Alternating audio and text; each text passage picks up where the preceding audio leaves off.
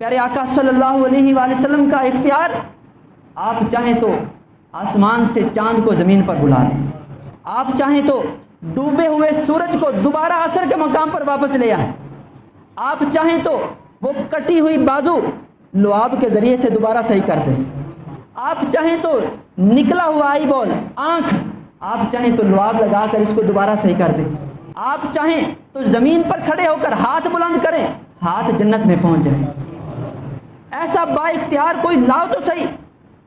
اگر اتھارٹی کو دیکھ کر کسی سے الفت قائم کی جاتی ہے، کسی کو دل میں بٹھایا جاتا ہے، تو ہمارے نبی سے بڑھ کر کون ہے با اختیار؟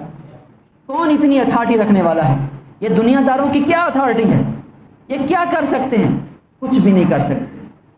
یہ تو اپنی فیلڈ کے اندر ہی اگر کسی کا کام کروانا ہو نا تو بس ایک آدھے بندے تک ہی صرف ان کی چلتی ہے، اس سے آگے نہیں۔